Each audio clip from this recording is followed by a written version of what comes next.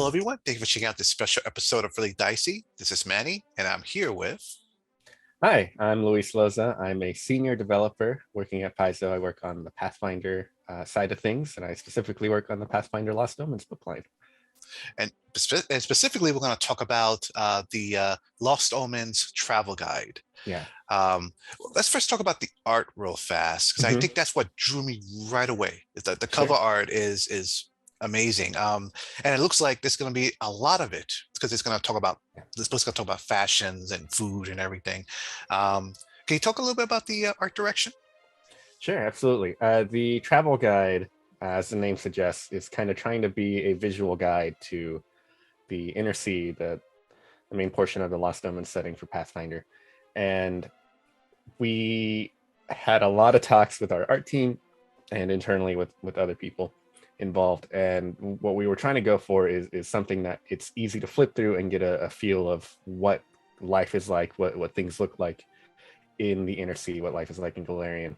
And we looked at books like actual travel guides. I think I had our art director hand me a book that's like, oh, here's a travel guide to Germany, and it has pictures of festivals and different buildings that you can check out and things like that.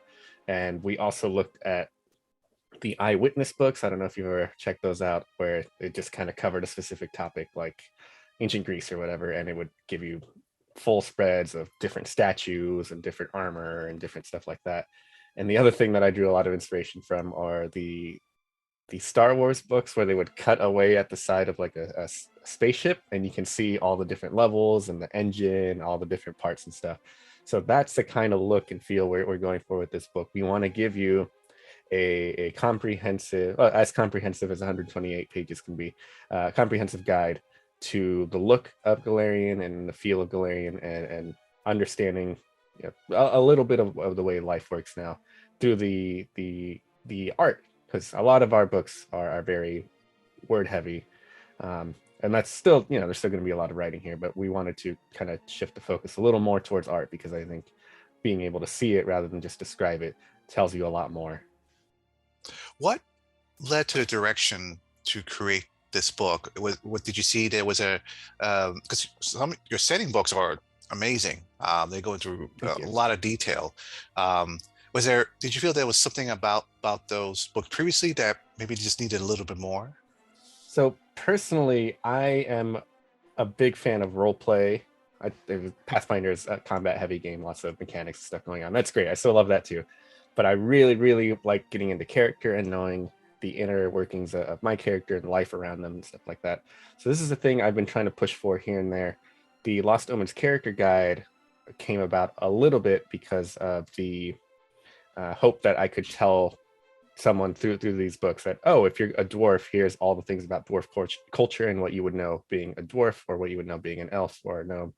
And this book, the travel guide, continues that tradition, where we want to give you as much information as your character would know, compared to what the GM would know or what a player might know. A GM will know the adventure hooks or the secrets of the ancient dungeon or things like that, but a player would know about what kind of food to get down the street, or what festivals coming up at the end of summer or things like that. And I think filling out that information is going to be a huge boon for players and GMs alike, knowing that funerary rites for Pharasma work this particular way, and birthday parties work this other way and stuff can help flesh out the world and pull on little things that make it feel more alive. And also, it turns out James Jacobs, our creative director, who's been with the company since the beginning and was one of the co-creators of Pathfinder, has been wanting to do a book like this for a long time. He's been calling it the Almanac for a long time, with the idea that there's a farmer's almanac that comes out every year that gives you details on things like weather and stuff like that. And that's fun stuff, fun setting material that doesn't necessarily lend itself to immediately giving you adventures or hooks or player options. But he and I agreed that this is something we'd really love to see, and we've been working at this and trying to make sure that this happens for quite a while now. I can imagine that this is a pretty difficult book to do, only because I think it's one thing to to make a city, but then Yeah. the fine details, Mm-hmm. what clothes they will be wearing, what was the seasons be like. Food is it's just in itself such a huge topic. It could, I mean, even like as even though like in America, there's just you go by state, town and town, they may have different focuses on styles of food and Yeah. everything. How can you talk about the, I guess, the inspirations Mhm. behind it?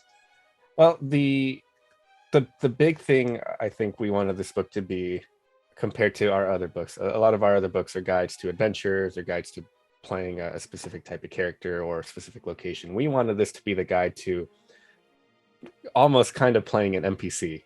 All the information that doesn't include anything related to adventuring.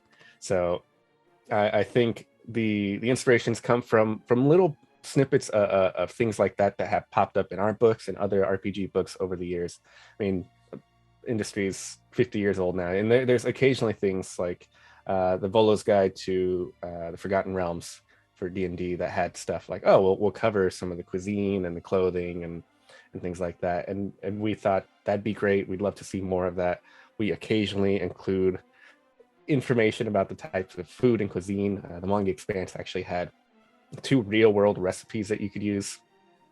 And we saw we internally liked that a lot. We were really excited to see that kind of stuff. And then once that book was out, there was a pretty good reception to that as well. So we thought, this was already in progress. We now feel even more confident that this is a good idea, getting a chance to showcase these little things for people, even though as much as we would like to, we're not going to be able to go into enormous detail for any particular subject, but at the very least, starting with this guide, and then if it does well, we can do another one, or we spin it out into its own book about all cuisine or all fashion, or the entire book of the weather patterns, and tell you all the pressures, low pressure, high pressure, and trade winds and all that stuff. So we'll see how it goes. But I think just how exciting reading about things like food or clothing or festivals in the past made people, it told us that, yeah, this is probably a good idea. We're going to give it a try, and then we'll see if it goes anywhere from there. So let's talk about the technical aspects of the book. So how many pages do you think this will be? What type of chapters will there be exactly in this book? Sure. Let me actually pull up my outline for the book so as to make sure I have it all accurate.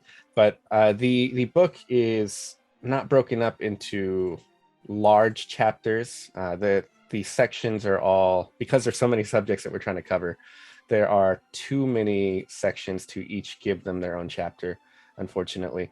But the book has, let me see what it is, something like 20 different sections of content. So we start off with things like the calendar and how time is measured, because that's kind of a thing that ends up being a through line through a lot of these. We talk about adventures, or sorry, events and festivals and things like that. So knowing how time works and how people keep track of time, things like that is really helpful. And then we go into a variety of different subjects here. We have things like there's a big section on what everyday life is like. So it talks about people's usual schedule, and then it talks about the typical way of life in rural settings, ones in urban settings, and that includes pictures of what typical clothing might look like in a rural setting or an urban setting. And it has a standard house that you can see the different rooms for, and it's one of those cutaways where you can see everything, and we give you little details. We talk about festivals, holidays, we talk about clothing, we talk about trade, how people determine and regulate trade, which for some people I think is going to be really exciting. I know there are some players that are really into that kind of thing. And there's so many of these. Art and architecture is another one. We talk about different artists, and that includes poets and songwriters and playwrights and painters and things like that. We have pastimes. We talk about sports and different games, including games that children play, crime and typical punishments and things like that. There's so many of these at this point, but yeah, it covers pretty much everything that you would need to know to understand how life is like in the setting. If you're a GM and you needed to know, hey, someone burned down a building, what's the crime for arson? We have those details. If you wanted to know what do people know about history? What do they know about the history of the world? Because the history of the world as the people know it in the setting is far different from what we know as readers. We have the entire timeline that goes back 10,000 years. They don't. So they probably only know a few notable events and don't know about any of that stuff. So a lot of little details like that are included as well. Do you see this book being as a maybe a start of a collection of travel guides all around Golarion? Oh boy, I really hope it is. So ideally, this spins out in two different directions. One is we do a travel guide for we've done one for the Inner Sea, then we can do one for Tian Sha, we can do one for Arcadia, one for every continent, and then really give you a feel for what life is like throughout the entire world rather than just a particular region. And then, as I mentioned earlier, we can also spin it off into its own book about cuisine, its own book about all the crime and law stuff related to that, all the fiction or folklore and myths and religion and all that stuff. So I'd love to have each of these spin out into their own series. And, that would be a lot of work, but I think it would make the world really come to life if we were to do something like that. Now, players do like options, new options at Yes. least. Are there anything like that in this book? There are a few options. This is actually our lightest option load yet, I think, compared to all the other books. This does have some, though. It's not completely lore. So if you're looking for some, unfortunately, it's not going to have archetypes or feats or anything like that, any really crunchy stuff, but it does have stuff that you can play with as a player. I mentioned earlier, we describe birthday parties and things like that. There's a ritual that happens at birthday parties and is also used for weddings and other significant life events that comes up, and it's a ritual you can perform in character, so you'll get benefits from it. And what happens is you take the particular person that this event is related to, so whoever's birthday it is, or the couple getting married or whatever, and you perform the ritual and basically grant them a bit of luck through this magic that you perform, and they can call on that luck later in their life to help them out if need be. So little rituals like that pop up. There's a number of what we're calling, I think, just events, but there's like strange phenomena that happens in the world. It's a world full of magic, so weird stuff will happen sometimes. You can go to the trees of the elven region of Kyonin and see that they live for hundreds and hundreds of years and perform the special ritual when they bloom and open up their leaves at a specific time. I think it's like every 700 years or whatever. But there's rules for that. If you're there for that ritual, you can gain some of that magic that powers and lengthens the life of these trees, and then give yourself your own healing magic, stuff like that. There's some backgrounds that are in place here too, where you can have a background where you're tied to a specific constellation in the sky, depending on what time of the year you were born. You were born under a specific sign, and you can draw magic from that. So there's a few options here and there that are more meant to flesh out, like I said, role play and background and character information, but not necessarily give you a new sword or any spell to play with. But hopefully people enjoy these. And another rules option I would consider is some of the recipes that we're including, just like with Manga Expanse, is some real world recipes that you can use in character, of course, but if you wanted to, you can make them and then serve them at your table to try to immerse the role player, just try something out. So that I'd say that's a rules options, and just a few more scattered here and there throughout the book. Okay. Is this book, I know certain setting books tend to be like very made for game masters, meaning that there might be like secrets, dungeon maps, things like that, um, they don't want players to be privy to. Would you say this book is friendly to both game masters and players? Yes, absolutely. Everyone can read this book and enjoy and learn from it. Like I said, it's a book about what your character would know in setting, what they would know about, hey, I live in Absalom, so I know about these cities throughout the Inner Sea, and I know that the region and the Saga lands, they have this and that going on. So you're going to learn about all that information and what you would know from someone, as someone from Absalom, or what you would know as someone from the Saga lands or one of the other regions. And that's intended. We want players to read this and hopefully add to their knowledge for role play and character backgrounds and things like that. And then also GMs can use this to flesh out the world or call on specific things. Like My players are asking to buy a house, and I don't know how much houses cost. Well, here's general housing costs, and you can adjust that as needed to a more metropolitan city or a more expensive city or cheaper housing, things like that. So a lot of little details like that can hopefully cover a lot of the questions that players have. What's for sale here? What food do they have? What festivals do they have going on? What music is the bard playing? And I hopefully this can cover a lot of that. If you don't mind being a little spoilery, Yeah. is there anything you'd like to share about this book that you were happy that it was able to flesh out a certain thing, whether it be anything about the lifestyle of this region? One thing I'm really fond of filling out is there's a section on animals and plant life, just the natural world, and that includes talking about different plants you can find, what they're used for. It's herbs that help heal or are used for alchemy and stuff. But the animal section talks a lot about just the general, normal, everyday animals that you'll find. It's not your scary monsters that are like your owl bear or anything like that. It's a cat or a dog or a lizard that you'll find out in the world. And it includes an enormous list of how much it costs to buy an animal as a pet. These aren't animal companions. They're not going to help you in the game in terms of giving you new abilities or helping you fight in combat. But I like to think of them as like in MMOs or other video games where you can buy a pet that just follows you around and it doesn't do anything, but it looks very cute and you know it's yours and it's fun and you can give it a name.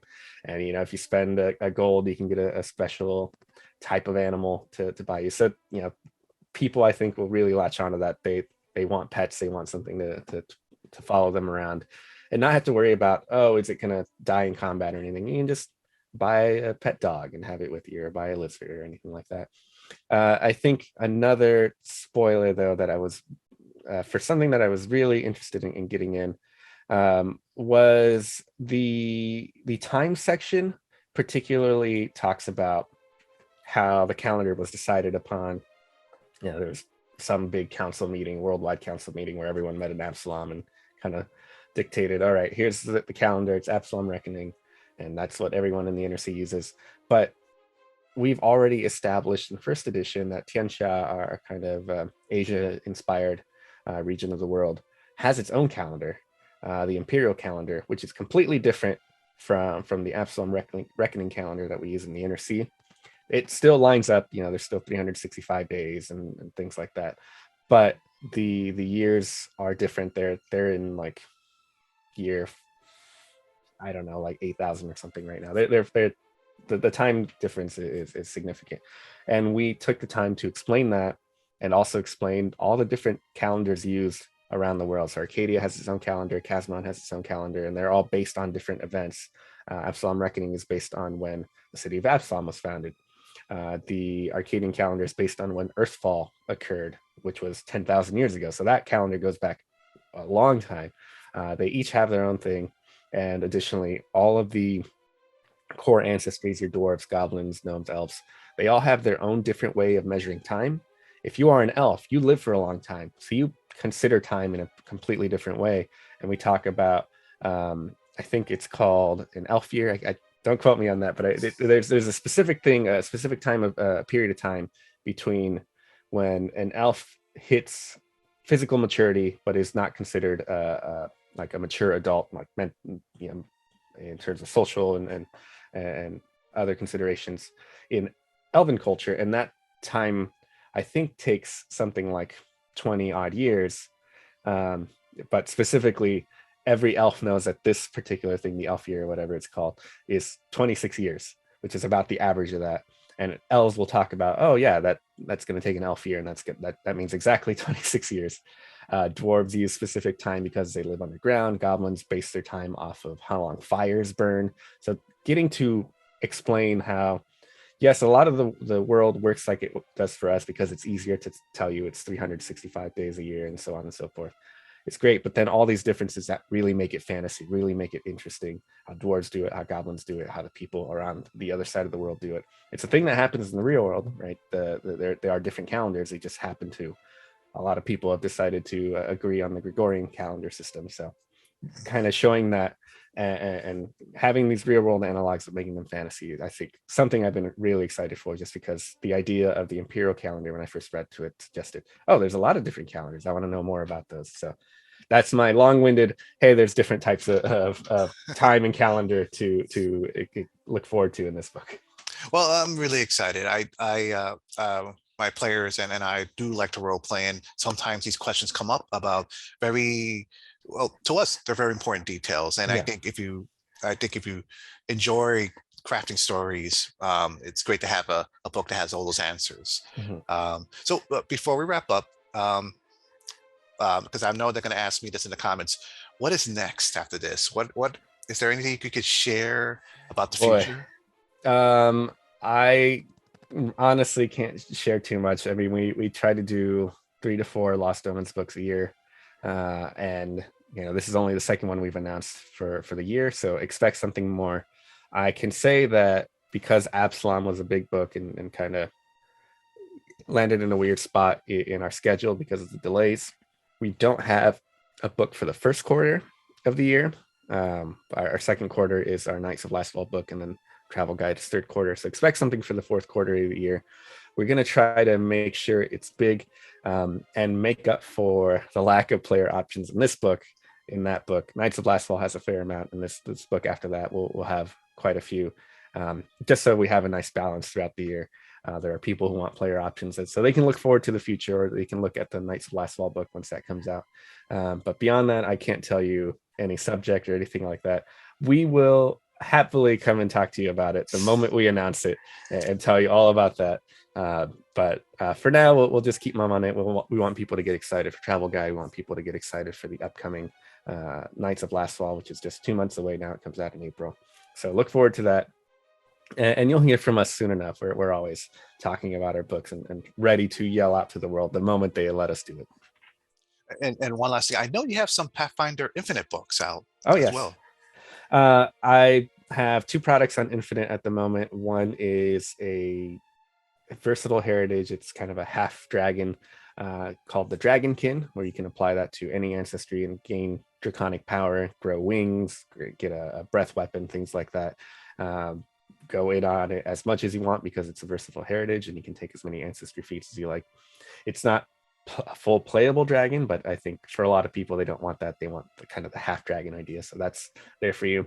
And the other one is called the Arcadia Files Altameda, which is a particular city from a homebrew campaign that I've been running, set in Arcadia. It's kind of a Wild West themed meets fantasy city, so there are guns and gunslingers, and it's out in the middle of the desert, and everyone looks like a cowboy. It looks like a Wild West thing. But then there's also magic. There are guns that shoot electricity.